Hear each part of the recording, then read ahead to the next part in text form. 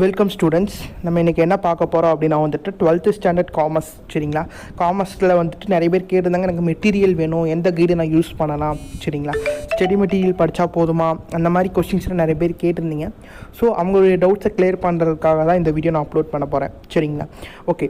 இப்போ என்ன அப்படின்னா வந்துட்டு எந்த கைடு யூஸ் பண்ணலாம், நோட் எப்படி மெயின்டெனன்ஸ் பண்ணணும் அப்படிங்கிறதுக்காக ஒரு செம ஐடியா அப்படிங்கிறதே வச்சுக்கலாம். சரிங்களா, இப்போ வந்துட்டு பார்த்தீங்கன்னா வந்துட்டு கைடுன்னு பார்த்தீங்கன்னா மோஸ்ட்லி இப்போ எந்த கைடு எல்லாருமே 90% எல்லோரும் எந்த கைடு யூஸ் பண்ணுறாங்க அப்படின்னா சுறா கைடு யூஸ் பண்ணுறாங்க. ஸோ அந்த கைடு நல்ல கைடு தான். ஓகே, சுறா கைடில் நமக்கு பாயிண்ட் வைஸ் இருக்குது. ஸோ நீட்டாக அதில் மெயின்டைன் பண்ணியிருக்காங்க. ஸோ நீங்கள் அந்த கைடு யூஸ் பண்ணலாம். அப்படி இல்லை அப்படின்னா வந்துட்டு எனக்கு கைடு வேண்டாம் அப்படின்னு நினச்சிங்க அப்படின்னா வந்துட்டு நீங்கள் ஒரு நல்ல ஐடியா இருக்குது.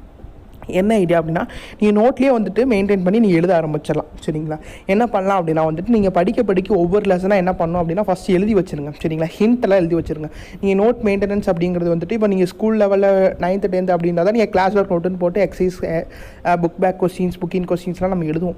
பட் வந்துட்டு இப்போ 11th 12th அப்படிங்கிறது நம்ம எல்லாம் எழுத மாட்டோம். ஸோ இம்பார்ட்டன்ட் கொஸ்டின்ஸ் அப்புறம் அந்த மாதிரி தான் எழுதுவோம். ஸோ நீங்கள் என்ன பண்ணுறீங்கன்னா கிளாஸ் ஒர்க் நோட்டுன்னு தனியாக ஸ்கூலில் போட்டது இல்லாமல் நீங்கள் தனியாக ஒரு நோட் போட்டுக்கலாம். அந்த நோட்டில் நீங்கள் என்ன பண்ணும் அப்படின்னா வந்துட்டு ஒவ்வொரு லெசனில் ஹிண்ட் மாதிரி நீங்கள் எடுத்து வச்சுக்கலாம். சரிங்களா, ஃபார் எக்ஸாம்பிள் பார்த்தீங்கன்னா இப்போ ஃபியூச்சர்ஸ் ஆஃப் சோல் ப்ராப்ரேட்டர் அப்படின்னு ஒரு கொஸ்டின்னா limited capital, excess capital, enjoy profit, அந்த மாதிரி கொஸ்டின் ஹிண்ட்டை வந்து நீங்கள் எடுத்து எழுதி வச்சுக்கலாம். கொஸ்டினை எழுதி தென் வந்து நீங்கள் ஹிண்ட்டை எழுதி வச்சிடலாம். அந்த மாதிரி ஹிண்ட் எழுதி வச்சு எல்லா கொஸ்டினுக்கும் நீங்கள் ஹிண்ட் எழுதி வச்சுட்டீங்க அப்படின்னா வந்துட்டு 5 மார்க்ஸ் 3 மார்க்ஸ் நீங்கள் ஹிண்ட் எழுதிக்கலாம். 2 மார்க்ஸ்க்கு டெஃபினிஷனாக 2-3 லைன்ஸை நீங்கள் எழுதுகிற மாதிரி எழுதிக்கலாம். ஸோ நீங்கள் அந்த மாதிரி எழுதி வச்சிட்டிங்கன்னா வந்துட்டு அதுவே உங்களுக்கு பெரிய கைடாகிடும். சரிங்களா, நீங்கள் என்ன பண்ணால் ஒவ்வொரு லெசனாக எழுதணும். மொத்தம் உங்களுக்கு 33 லெசன்ஸ் இருக்குது. 11th 33 லெசன்ஸ் இருக்குது. இப்போ 12th 28 லெசன்ஸ் இருக்குது.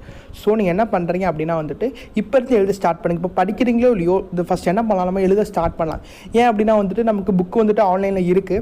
ஸோ நிறைய ஸ்கூல்ஸில் இப்போயே ஸ்டார்ட் பண்ணியிருப்பாங்க. நிறைய கிளாஸஸ் சீனியர்ஸ் வச்சுருப்பாங்க. மோஸ்ட்லி உங்களுடைய பிரதர்ஸாக இருப்பாங்க, அவங்க சிஸ்டர்ஸ் யாரோ ஒருத்தர் உங்கள் கூட முடிச்சிருப்பாங்க 12th கூட. ஸோ அவங்கள்ட்ட வாங்கி அவங்க மார்க் பண்ணதை நீங்கள் ஹிண்ட்டாக ஒரு நோட் எழுதி வச்சுக்கலாம். ஸோ கண்டிப்பாக அது உங்களுக்கு யூஸ் ஆகும். எல்லா லெசன்லையும் இப்போ இருந்தே எழுதி வைக்க ஆரம்பிங்க. சரிங்களா, புது நோட் ஒன்று போட்டுக்கோங்க. அது வந்து கண்டிப்பாக உங்களுக்கு யூஸ்ஃபுல்லாக இருக்கும். தென் நீங்கள் என்ன பண்ணலாம்னா அது வந்துட்டு நீங்கள் லைஃப் லாங் நீங்கள் வச்சு யூஸ் பண்ணிக்கலாம். ஏன்னா வந்துட்டு இப்போ இருக்க சிலபஸ்லாம் வந்துட்டு செமையான சிலபஸ். ஸோ நீங்கள் வந்துட்டு போன சிலபஸை விட இந்த சிலபஸ் நல்ல சிலபஸ். ஸோ நீங்கள் நிறையா கெட் பண்ணிக்கலாம் நாலேஜ்.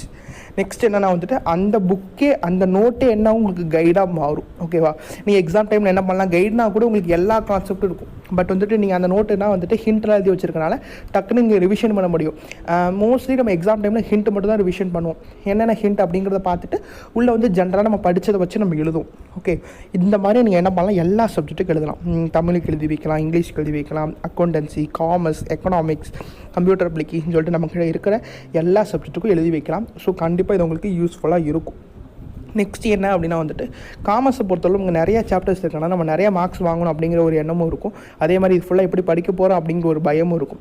ஸோ எதுக்காகவும் பயப்பட தேவையில்லை. ஃபஸ்ட் என்ன பண்ணணும் அப்படின்னா தெளிவாக நான் சொன்ன மாதிரி இந்த ஹிண்ட் எழுத்து வச்சு ஒரு கைட் ரெடி பண்ணிடுங்க. நோட்டில் ஒவ்வொரு சாப்டராக நீங்கள் முடிச்சு வச்சுருங்க. சரிங்களா, முடிச்சு அதை படிக்கிறதுக்கு ட்ரை பண்ணுங்கள். தென் என்ன பண்ணுறீங்க அப்படின்னா ஒவ்வொரு சாப்டர் வைஸ் மாடல் டெஸ்ட் நீங்கள் எழுதி பாருங்கள். உங்கள் ஸ்கூல்ஸில் கண்டிப்பாக வைப்பாங்க. தென் நான் வந்துட்டு மாடல் கொஸ்டின் பேப்பர் இருக்குது அவைலபிள். என்கிட்ட நிறையா கொஸ்டின் பேப்பர் இருக்குது. ஸோ நீங்கள் வேணும்னு சொன்னீங்கன்னா கண்டிப்பாக நான் அப்லோட் பண்ணுறேன். அந்த டெஸ்ட்லாம் நீங்கள் எழுதி பார்க்கணும். ஆஃப் இயர்லிக்கு முன்னாடியே நீங்கள் ஒரு 50 மாடல் கொஸ்டின் பேப்பர் எழுதி பார்த்துட்டிங்கன்னா கண்டிப்பாக நீங்கள் நல்ல மார்க்ஸ் வாங்க முடியும். சரிங்களா, எல்லா கொஸ்டினும் படித்து நீங்கள் என்ன பார்க்கணும், எழுதி மட்டும்தான் பார்க்கணும். இப்போ நம்ம பப்ளிக் எக்ஸாம் போய் என்ன பண்ண போகிறோம், எழுத தான் போகிறோம். யாரும் ஒப்பின்னு சொல்ல போகிறதில்ல, இல்லாட்டி படின்னு சொல்ல போகிறதில்ல. ஸோ நம்ம எழுதி மட்டும்தான் பார்க்க போகிறோம். அதனால் படித்தா மட்டும் எனக்கு மனசில் நின்றும் அப்படின்னு நினைக்காதீங்க. எந்த ஸ்டூடெண்ட்ஸும் நல்ல இன்டெலிஜென்ட்டாக இருக்க ஸ்டூடெண்ட்ஸ் கூட அப்படி நினைக்க வேண்டாம். ஏதோ ஒரு காரணத்தில் நமக்கே மறந்துடும். ஸோ நம்ம என்ன பண்ணலாம், படிச்சுட்டு அதை எழுதி பார்த்தோம். சரிங்களா, கைடுன்னு பார்த்தீங்கன்னா வந்துட்டு நீங்கள் சுறா கைட் கண்டிப்பாக யூஸ் பண்ணலாம். நோட் மெயின்டெனன்ஸ் அப்படிங்கிறத நான் சொன்ன மாதிரி ஹிண்ட் எழுதி வச்சு நீங்கள் யூஸ் பண்ணிக்கலாம். இது போத் தமிழ் மீடியம் இங்கிலீஷ் மீடியத்துக்கு யூஸ்ஃபுல்லாக இருக்கும். அப்படி இல்லாட்டி நிறைய கைட்ஸ் இருக்குது. ஸோ நீங்கள் உங்களுக்கு உங்கள் ஸ்கூலில் எந்த கைட் ப்ரிஃபர் பண்ணுறாங்களோ நீங்கள் அந்த கைடே யூஸ் பண்ணிக்கலாம். நீங்கள் கைடே யூஸ் பண்ணாலும் என்ன பண்ணுறீங்க அப்படின்னா அதை அப்படியே நோட்டில் நீங்கள் எழுதி வச்சுக்கலாம். எழுதி வச்சுட்டு நெக்ஸ்ட்டு நீங்கள் படிக்கும்போது கண்டிப்பாக அந்த கண்டென்ட் உங்களுக்கு எல்லாம் புரியும். ஒரு தடவை நீங்கள் எழுதி பார்த்தீங்க அப்படின்னா வந்துட்டு கண்டிப்பாக புரியும். சரிங்களா, அதனால் எழுதி வச்சு படிக்கிறது அப்படிங்கிறது ஒரு நல்ல மெத்தட் அப்படின்னு நான் சொல்லுவேன். 10 தடவை படிக்கிறத விட 5 தடவை எழுதி பார்த்தா நல்லா புரியும் அப்படின்னு சொல்லுவாங்க. ஸோ எழுதி பார்த்தா மட்டும்தான் நீங்கள் நல்லா பண்ண முடியும். மனப்பாடமே ஆகலாட்டியும் நீங்கள் ஒரு 4-5 தடவை நீங்கள் எழுதி பார்த்தீங்கன்னா கண்டிப்பாக அது உங்களுக்கு மனப்பாடாகும். தென் நீங்கள் அதை புரிஞ்சு படிச்சுக்கலாம். ஸோ கைடு யூஸ் பண்ணுறது, நோட் மெயின்டெனன்ஸ் உங்களுக்கு புரிஞ்சுக்குன்னு நினைக்கிறேன். இந்த வீடியோ உங்களுக்கு பிடிச்சிருக்கும் கண்டிப்பாக. ஸோ பிடிச்சிருந்துச்சுன்னா லைக் பண்ணுங்கள். வேறு என்ன வீடியோ வேணுங்கிறத கமெண்ட் பண்ணுங்கள். உங்கள் ஃப்ரெண்ட்ஸுக்கும் ஷேர் பண்ணுங்கள். அவங்களும் பார்த்து பயன்படுத்தும்.